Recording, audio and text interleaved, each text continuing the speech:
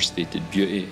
And I think it's quite interesting sometimes in bands, the one who's seen as being the kind of wild one or the fiery one sometimes is the guy who produces the most tender and beautiful music. And I think out of the songs that I know, that for me that is still, I think, their most elegant and beautiful song.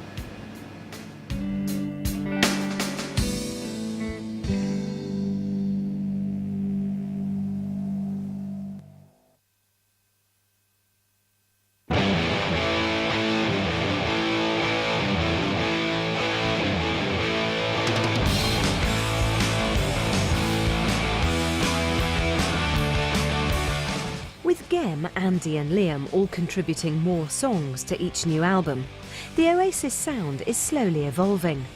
And with Ringo Starr's son, Zach Starkey, joining them on drums, they can't go wrong.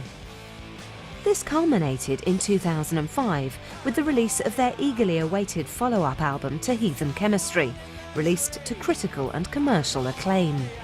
I think it's good as well. I think it's good when, you know, bands spend a bit of time doing one thing and then progress into something else and have a go at doing this. You know, try and be a bit more creative. And I've noticed that Noel Gallagher's been off doing little things with other people. Life experiences all keep him moving on.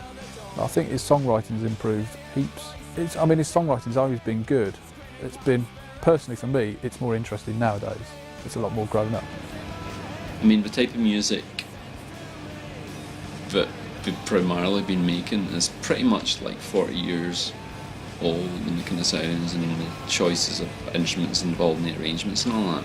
And that's a bit like if the Beatles had been like doing cover versions of little Cole Porter songs, you know, and dressed with little dicky bows and kind of going, you know, all the songs were da da da da da. So I think, you know, Noel Shorey wasn't frightened of the whole kind of modern music thing when he collaborated with things like Chemical Brothers, and I think it would be actually interesting to hear some of that sort of thing entering the sonic picture of Oasis. And Liam guested on their track Scorpio Rising, which, you know, a lot of people have said was the best Oasis song that's never happened.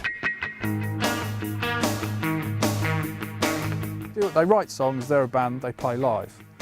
And you can't sort of move it on and give them a load of keyboards and a drum machine and it still be Oasis. That just won't work. I don't think they're ever going to surprise us with going in a different direction musically, but they don't need to really, do they? You know what I mean? It's like Heinz tomato soup is Heinz tomato soup. We don't want it to change, do we? Ironically, the first Oasis song that I really ever loved was quite late on. It was a song Liam wrote, not Noel, Songbird. And it really reminded me of something that George Harrison might have written in the Beatles. And I thought there was a kind of interesting parallel because George was this guy who was, I think, in the shadows of these big acclaimed writers. And then when he came out with something like Something, that's the song that Sinatra ended up covering. And I thought, like Songbird, Liam had been in the shadow of Noel, certainly as a songwriter. And then he produced this song, which I just thought had a real elegant, understated beauty.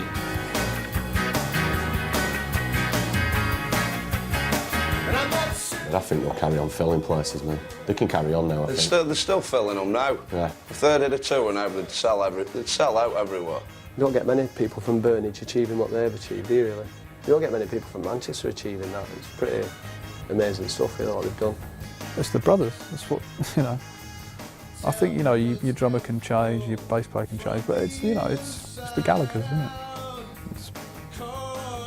There's no Oasis without them two.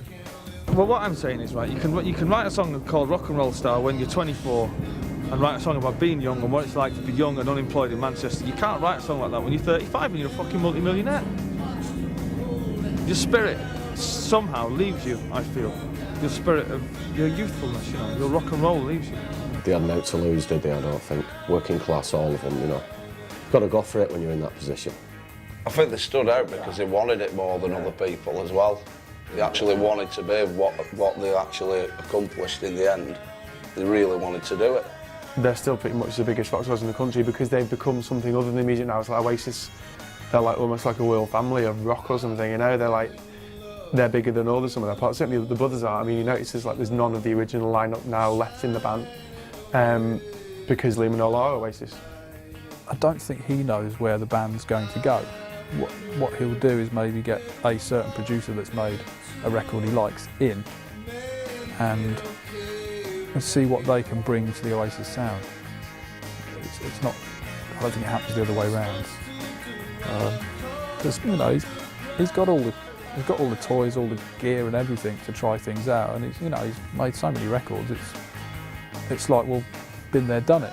So I think he's looking for sort of people to surround himself that can add something to what he does.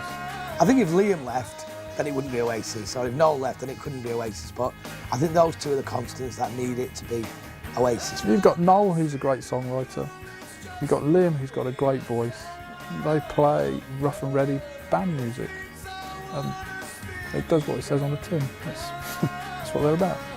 I do have to do it because to me it's a vocation, it's a calling. It's not a job. Not something I could just say, in fact I don't want to be in a band anymore. You know. I can't not, because this is my life. This is what I do. This is what I was doing 10 years before you even knew who I was.